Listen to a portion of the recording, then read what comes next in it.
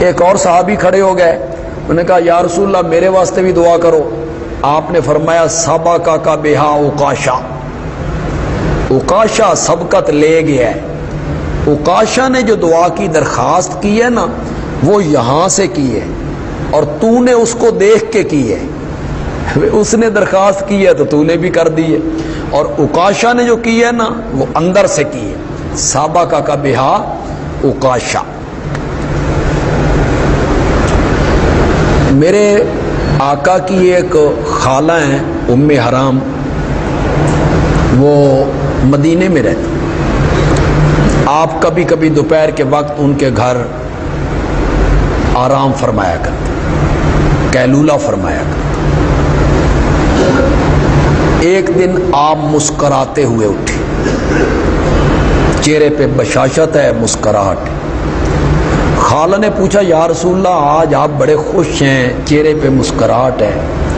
فرمایا خوش کیوں نہ ہوں، مجھے خواب میں میری امت کا ایک دستہ اور ایک لشکر دکھایا گیا جو سمندر میں جنگ کر رہا ہے، اور وہ تختوں پر ایسے بیٹھے ہیں جیسے تخت پہ بادشاہ بیٹھے ہوتے۔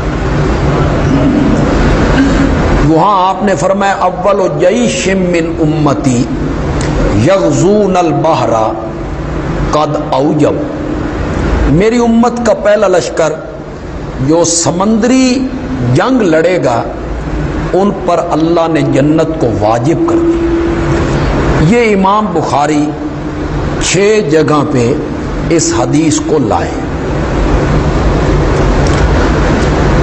رومی لوگ جو تھے وہ کشتیوں میں آتے، ان کا جہاز تھا، جہاز بحری بیڑا، اس میں 700 کشتیاں تھیں ایک بیڑے میں۔ تو وہ اس بیڑے میں آتے، مسلمانوں کے ساحل کے قریب جب آتے تو کشتیوں کے ذریعے ساحل پہ آتے اور لوٹ مار کر کے نا ان کشتیوں کے ذریعے بھاگ جاتے۔ مسلمانوں کے پاس کوئی جہاز نہیں، کوئی کشتی نہیں ان کا مقابلہ کریں۔ تو حضرت سیدنا معاویہ رضی اللہ تعالی عنہ نے حضرت سیدنا فاروق اعظم رضی اللہ تعالی عنہ سے ذکر کیا کہ ہمیں بھی بحری بیڑا بنانا چاہیے۔ تو حضرت عمر نے اجازت نہیں، اس خوف سے کہ لہروں سے کھیلو گے تو میں نہیں چاہتا کہ کئی صحابہ ان لہروں کے کام آ جائیں، تو انہوں نے اجازت نہ دی۔ حضرت عثمان رضی اللہ تعالیٰ عنہ کے زمانے میں انہوں نے پھر اس کی اجازت طلب کی اور انہوں نے اجازت دی، اور 1 سال کا وقت دیا کہ 1 سال کے اندر بحری بیڑا تیار ہونا چاہیے۔ اب ظاہر بات ہے نہ بجلی ہے، نہ سائنس ہے، نہ ٹیکنالوجی ہے، نہ یہ مشینیں ہیں کہ تختے چر رہے ہوں اور چٹکیوں میں کام ہو رہا ہو۔ خود درخت کاٹنے ہیں، پھر تختے چیرنے ہیں، پھر انہیں جوڑنا ہے، پھر کشتی بنانی ہے، پھر بحری بیڑا بنانا ہے۔ 10 مہینوں کے بعد حضرت معاویہ نے پہلا اسلامی بحری بیڑا سمندر کے حوالے کیا جس میں 1700 کشتیاں تھیں۔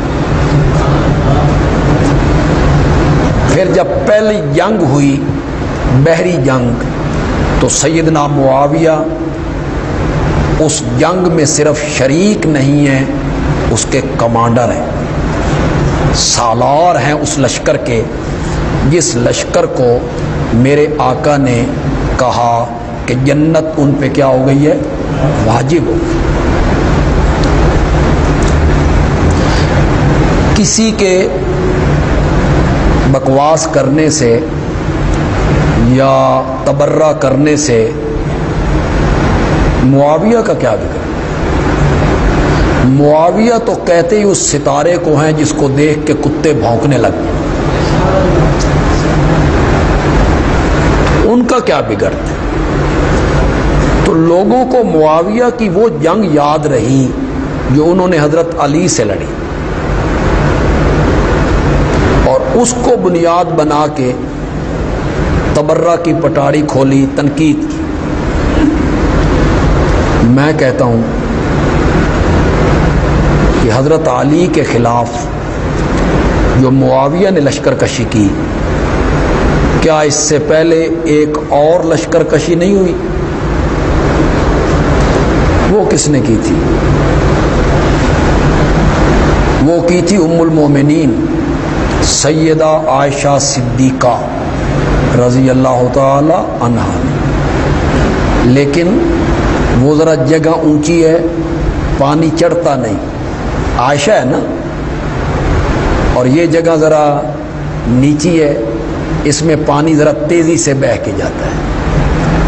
अगर ये गलती है तो ये गलती तो फिर इससे पहले भी दोहराई गई, उन पे तुम तनकीद नहीं करते हो इसी गलती की वजह से, और इन पे तुम तनकीद कर रहे हो। अमीर शरीयत सैयद अताउल्लाह शाह बुखारी रहमतुल्लाह अलैह वो कुछ बातें ऐसी कह जाते हैं जो कहीं लिखी पढ़ी नहीं होती। हमें भी उनके मजलिस में बैठने वाले लोगों ने सुनाई है, वरना वो किताबों में नहीं लिखी हुई। कि हज़रत शाह जी के पास हाई कोर्ट का जस्टिस कियानी उनकी महफिल में था, और वहाँ बरेलवी भी थे, देवबंदी भी थे, शिया भी थे। उसने शाह जी से एक सवाल किया। उसने कहा, शाह जी आप हज़रत अली की औलाद हैं, हज़रत अली आपके बाप हैं, अगर आप उस वक़्त होते जब हज़रत अली और हज़रत आयशा की फ़ौजें आमने सामने आईं, तो आप बाप का साथ देते या माँ का साथ देते? आयशा उम्मुल मोमिनीन है, आपकी माँ है, और हज़रत अली नस्बी आपके क्या हैं? बाप।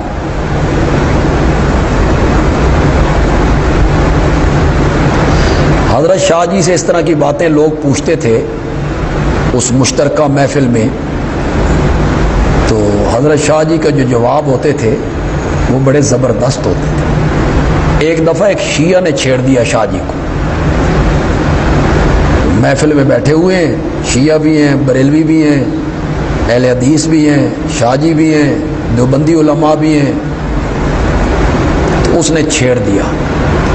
मीटिंग हो रही है, गुफ्तगू इस बात पे हो रही है कि मिर्ज़ई लालच देते हैं, हमारे पास आओ, नौकरी भी देंगे, छोकरी भी देंगे, शादी भी करवाएंगे, नौकरी भी देंगे, हमारे पास आओ। तो हमारे नौजवान जा रहे हैं, मिर्ज़ई हो रहे हैं, इसका कोई तदारुक करो। इस पर गुफ्तगू हो रही, उस शिये ने छेड़ दिया। हाफिज किफ़ायत हुसैन उसका नाम था। उसने कहा, शाह जी ये लोग मिर्ज़ई हो रहे हैं, ये तुम देवबंदियों का मसला है या अहले हदीसों का है? तुम्हारे बंदे ही होते हैं, या देवबंदी होते हैं मिर्ज़ई, या अहले हदीस होते हैं। हम शियों में और बरेलवियों में तो कभी कोई मिर्ज़ई नहीं, हम में से तो कभी कोई नहीं हुआ, ये तुम्हारे बंदे ही होते हैं। बड़ा मजाक बना, सब हंसने लग गए। शाह जी भी एक लम्हा के लिए चुप कर गए। तो शाह जी ने हाफिज किफ़ायत हुसैन की पीठ पे हाथ रखा और फरमाया, हाफिज जी दुध फिटदे होंदे न, कदी मूतर भी फिटे। ये आपको पता नहीं चला, आपको चल पता? दूध खराब होते हैं, ये तो सुना है पे दूध फट गया है, और हम पंजाबी में कहते हैं फिट गया, उर्दू में कहते हैं फट गया। शाह जी ने कहा, हाफिज साहब दूध फिटदे होंदे न, कदी मूतर भी फिटे, तुस अगे ही मूतर हो, तुसी और की फिटना। तो शाह जी की बातें तो बड़ी बाकमाल होती। तो जस्टिस कियानी ने जब शाह जी को छेड़ा, एक तरफ आपके बाप थे, एक तरफ आपकी माँ थी, आप बाप के साथ देते या माँ का? जस्टिस कियानी खुद शिया था, وہ چھیڑ رہا تھا بھی کیا کہتے ہیں. شاہ جی نے پھر بڑا خوبصورت جواب دیا. پہلے شاہ جی نے بریلوی عالم سے کہا, ابو الاسناد بیٹھے تھے لاہور کے, دو جی جواب. انہوں نے وہی جواب دیا کہ ماں باپ آپس میں لڑ پڑیں تو فرما بردار اولاد جو ہے اس کا حق نہیں ہے کہ وہ اس میں ٹانگ اڑاتی رہے کہ باپ سچا ہے یا ماں سے. جسٹس کیانی نے کہا یہ کوئی بات. شاہ جی نے فرمایا جسٹس میں ہوتا نا جنگ ہونے بھی نہ دیتا, میں ہوتا نا جنگ ہونے بھی نہ دیتا. اس نے کہا شاہ جی بڑے بڑے صحابہ تھے, جنگ تو ہو گئی, آپ کیسے روکتے؟ اب شاہ جی کے روکنے کا ذرا انداز دیکھیے. شاہ جی کہتے ہیں میں اپنے باپ کا بازو پکڑ لیتا اور باپ کا بازو پکڑ کے میں کہتا فاتح خیبر جیسے بہادروں کا کام نہیں ہوتا عورتوں سے لڑنا. کیسا جملہ ہے. حضرت علی کی بھی تعریف ہو رہی. فاتح خیبر جیسے بہادروں کا کام نہیں ہوتا عورتوں سے لڑنا, اور اگر وہ پھر بھی نہ رکتے نا تو میں کہتا فرما بردار بیٹوں کا کام نہیں ہوتا ماؤں سے لڑنا. تو یہ جنگ تو لوگوں کو یاد رہی, لیکن یہ بحری جنگ, بحری بیڑا, بحری لشکر کا سالار, یہ باتیں لوگوں کو کیوں یاد نہ رہی, کیوں یاد نہ رہی؟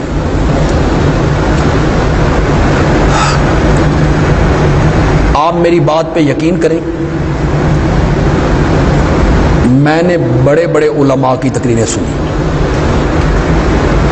حضرت سید عنایت اللہ شاہ بخاری, شیخ القرآن مولانا غلام اللہ خان رحمۃ اللہ علیہ, مولانا مفتی محمود رحمۃ اللہ علیہ, مولانا غلام غوث ہزاروی, مولانا سید نور الحسن شاہ بخاری, مولانا عبدالستار توسوی, مولانا دوست محمد قریشی, مولانا قائم الدین,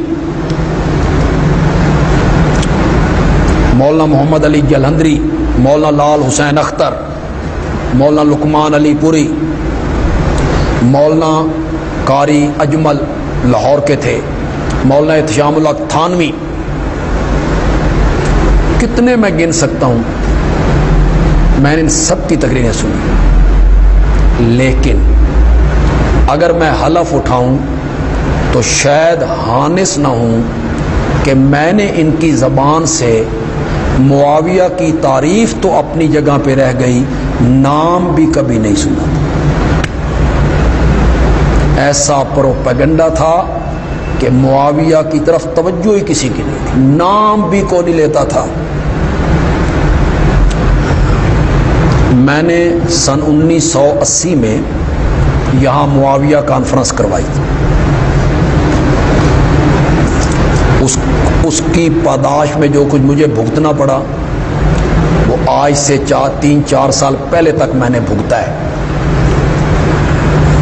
مجھے ضلع بدر کر دیا گیا, مجھے شہر سے 1 مہینے کے لیے نکال دیا گیا, لیکن وہ کانفرنس ہوئی, اس میں بڑے لوگ شریک ہوئے, ہم نے ایک جنگ لڑی.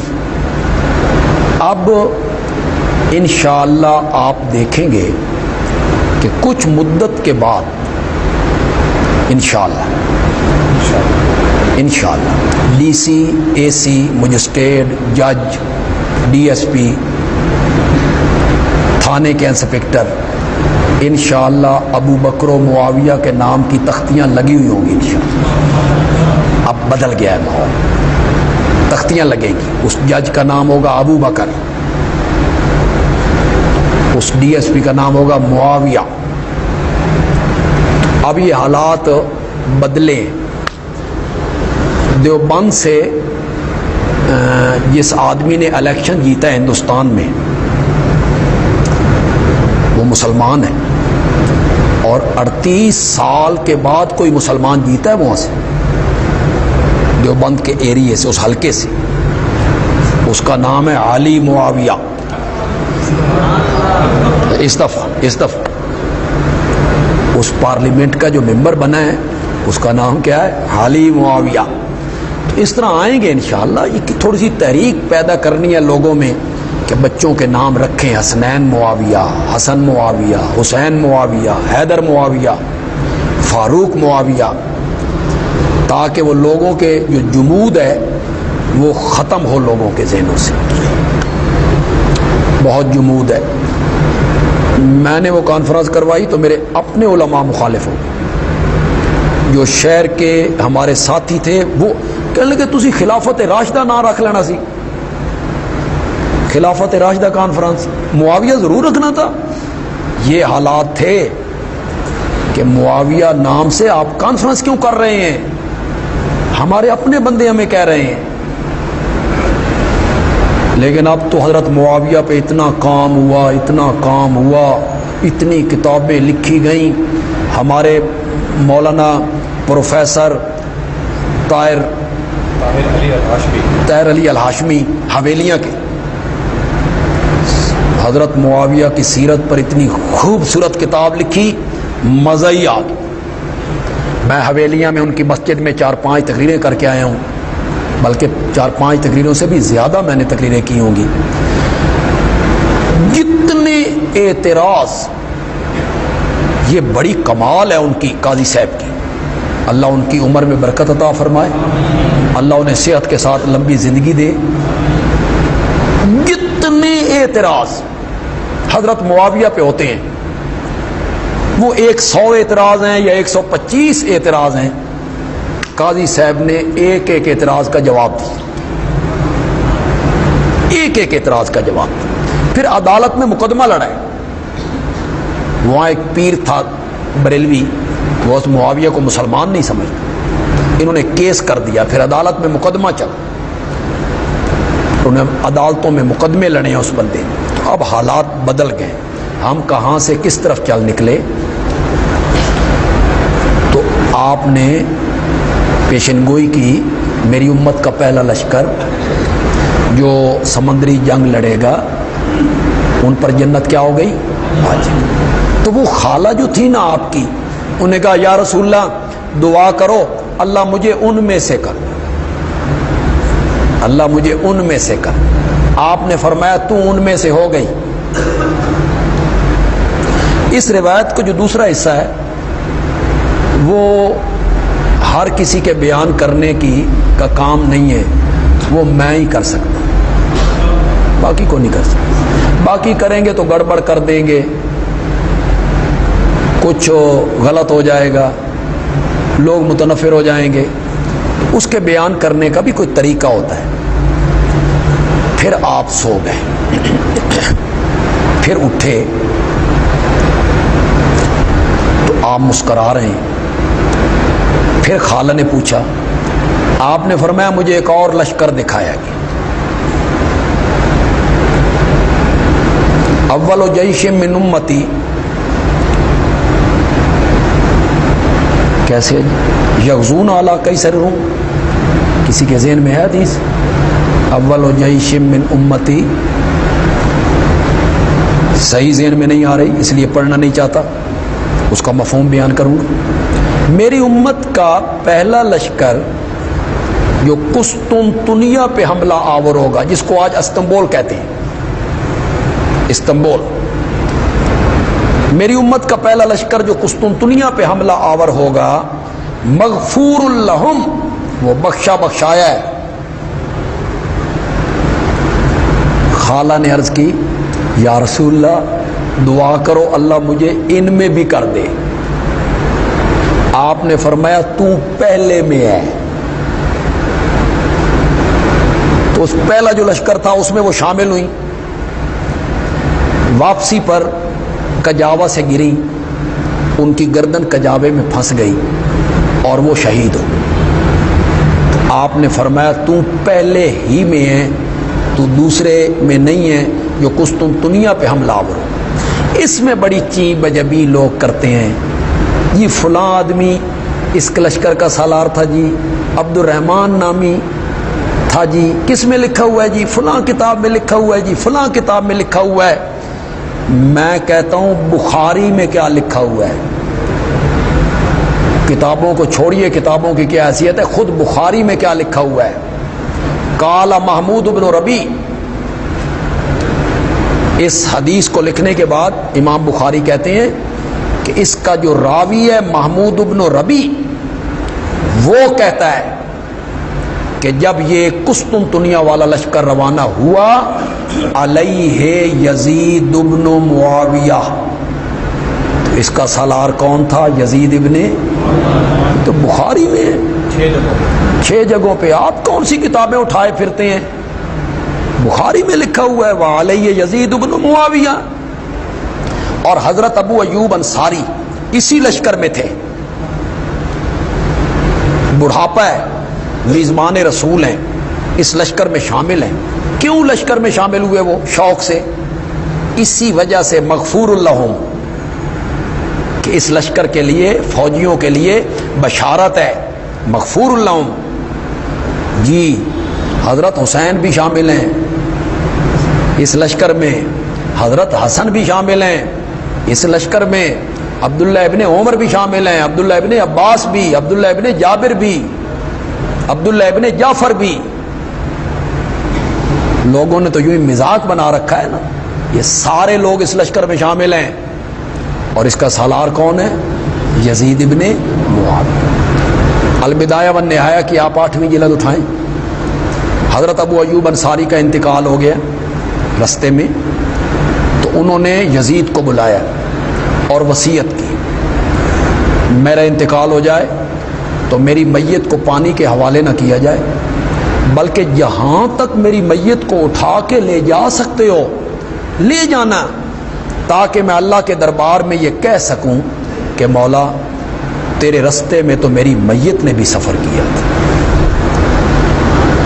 یہ ہوتا ایسا ویسا آدمی جس طرح لوگوں نے اس کا ایک حلیہ دکھایا ہے، کبوتر باز تھا، رنڈی باز تھا، زانی تھا، شرابی تھا، کنجریاں نچاتا تھا.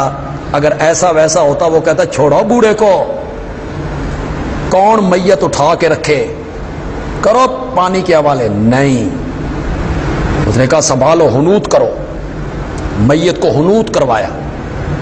قسطنطنیہ کی فصیل کے نیچے جا کے، وہ جو فصیل تھی قلعے کی دیوار تھی، اس کے اوپر وہ کھڑے تھے، وہ عیسائی کھڑے تھے اس کے اوپر، انہوں نے محاصرہ کیا ہوا تھا اس فصیل کا. وہاں جنازہ پڑا. البدایہ والنہایہ میں علامہ ابن کثیر نے لکھا وصلی علیہ یزید بن معاویہ، اس جنازے کی امامت یزید بن معاویہ نے کی تھی. ابو ایوب انصاری کا جنازہ جب یہ دفن کر رہے تھے، رات کا وقت تھا، تو اوپر سے انہوں نے کہا کر لو دفن، تم نے جانا نہیں ہے یہاں سے، تم چلے جاؤ گے نا تو ہم اس میت کو نکالیں گے. انہیں اوپر سے کہا. یزید نے اس کا جواب دیا. ایسا ویسا ہوتا تو کہتا نکالتے رہنا، ہمیں کیا ہے. لیکن جب انہوں نے یہ جملہ کہا تو یزید نے کہا یہ ہمارے پیارے پیغمبر کا معزز صحابی ہے، اگر اس کے ایک بال کو بھی نقصان پہنچا میں پورے عرب کے اندر ایک گرجا بھی باقی نہیں چھوڑوں گا اور ناقوس نہیں بجنے دوں گا. مجھے ابھی ضمانت دو کہ تم اس قبر کو نقصان نہیں پہنچاؤ گے. آج بھی استنبول میں حضرت ابو ایوب انصاری کی قبر محفوظ ہے. تو یہ ساری باتیں لوگ اس طرف کم توجہ کرتے ہیں، اور یہ لوگوں کے ذہنی جو ذہن لوگ سننا چاہتے ہیں اس کے تھوڑا سا خلاف ہے، اور لوگوں کے ذہن کے خلاف بات ہو تو لوگ اسے جلدی قبول نہیں کرتے. عرض یہ کر رہا ہوں ادنا اعلیٰ کو کہے کہ میرے حق میں کیا کرو، دعا کرو. اور کبھی کبھی جو اعلیٰ ہے نا، بڑا آدمی، وہ ادنا کو کہے، چھوٹے مرتبے والے کو کہے کہ میرے لیے دعا کرو.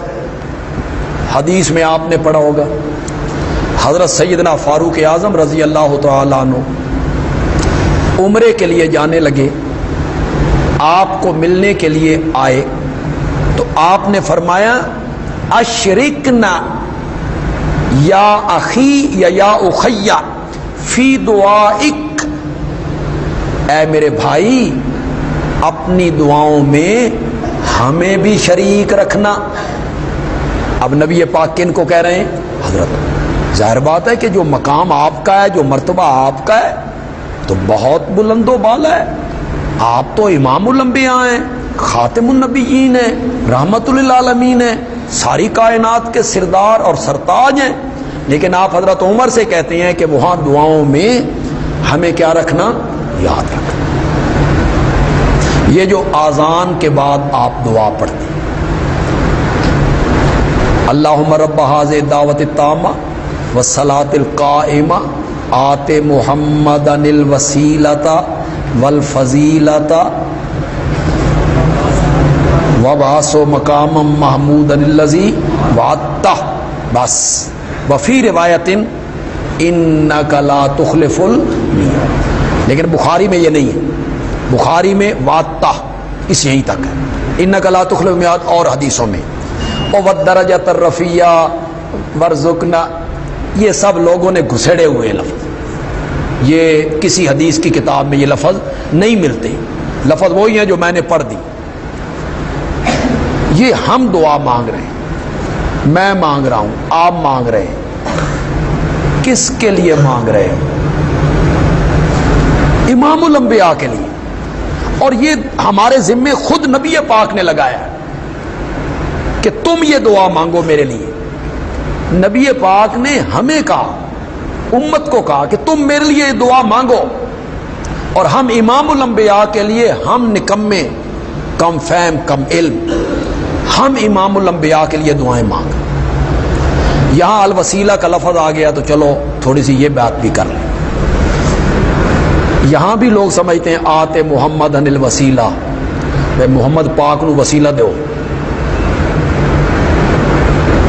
یہاں کیا معنی ہے؟ اے اللہ جنت میں جس مقام کا نام ہے نا الوسیلہ، یا اللہ وہ ہمارے نبی کو دینا۔ آپ نے فرمایا الوسیلہ جنت میں ایک درجہ ہے، ایک مقام ہے، سب سے اعلیٰ، عرش کے قریب ہے، صرف ایک بندے کو ملنا ہے، اور مجھے اپنے رب کی رحمتوں سے امید ہے کہ وہ بندہ میں ہوں گا۔ لہذا میری امت کے لوگوں، تم میرے لیے دعا کیا کرو کہ اللہ وہ مقام مجھے دے دے۔ اس کو الوسیلہ کیوں کہتے ہیں؟ یہ نام اس کا کیوں پڑ گیا الوسیلہ؟ اس مقام کا نام الوسیلہ اس لیے پڑ گیا کہ وہ اللہ کے عرش کے قریب ہے۔ بات وہی آ گئی، وسیلے کا معنی کیا ہے؟ قرب، تقرب۔ اس مقام کا نام بھی ہو گیا الوسیلہ، اس لیے کہ وہ عرش الہی کے کیا ہے؟ قریب ہے۔ تو ہم دعا مانگ رہے ہیں، ہم جیسے نالائق، کم علم، کم فہم، ہمارے ذمے لگایا کہ تم میرے لیے دعا۔ یہ درود کیا ہے؟ یہ درود جو ہم پڑھتے ہیں یہ کیا ہے؟ ایک درود تو ہے نا جو یہاں نکالا گیا، الصلاۃ والسلام علیکہ یا رسول اللہ وسلم علیکہ، یا آپ نے کوئی سلم سیگا بھی پڑھا ہے؟ سلم بھی دنیا میں کوئی سیگا ہو؟ پھر سلم اگر سلامہ ہے تو یہ فعل ہے، اور پہلا جملہ الصلاۃ جملہ اسمیہ ہے، عطف کیسے آپ نے کر لیا؟ لیکن ان کو عطف کی کوئی ضرورت نہیں ہوتی، وہاں سارے کام چلتے ہیں۔ الصلاۃ والسلام علیکہ یا رسول اللہ وسلم علیکہ، سلم وہ دیکھا ہوگا نا، ہم پڑھتے ہیں صلی اللہ علیہ وسلم، وہ سلم تو ہم وقف کر لیتے ہیں، اصل میں سلامہ۔ انہوں نے بھی ایک درود گھاڑ لیا، بنا لیا اپنے طور پہ۔ تو اصل درود جو ہے وہ جو درود ابراہیمی ہے جو ہمیں سکھایا گیا، اللہم صلی علی محمد، اے اللہ رحمتیں بھیج کس پر؟ یہ ہم دعا مانگ رہے ہیں، ہم نکمے لوگ، کمزور لوگ، کم فہم لوگ، ہم دعا مانگ رہے ہیں۔ تو یہ وسیلے کی تیسری قسم ہے، زندہ آدمی سے دعا کی کیا کرنا؟ درخواست کرنا۔ چھوٹا بڑے کو کہے اور بڑا کبھی کبھی چھوٹے کو کہے اور ان سے دعا کی درخواست کرے، اس میں کوئی اختلاف نہیں ہے، یہ جائز ہے جی۔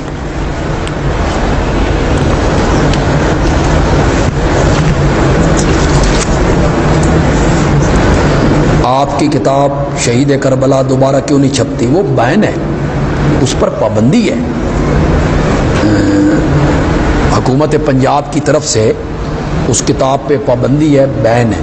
لیکن میری خطبات کی جو چھٹی جلد ہے، خطبات کی چھٹی جلد میری، اس میں نے اس پورے واقعہ کو نقل کر دی ہے، چھٹی جلد جو ہے خطبات بندیالوی کی۔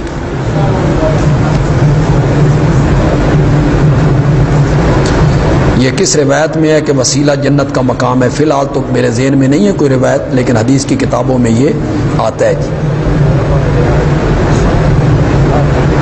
قائلین وسیلہ استشفاء تمام مردوں کے حیات کے قائل لوگوں کے بارے میں کیا حکم ہے؟ کیا ان کے پیچھے جو لوگ وسیلے کے قائل ہیں، توسل اور استشفاء کے قائل ہیں، ایسے لوگوں کے پیچھے نماز نہیں پڑھنی چاہیے۔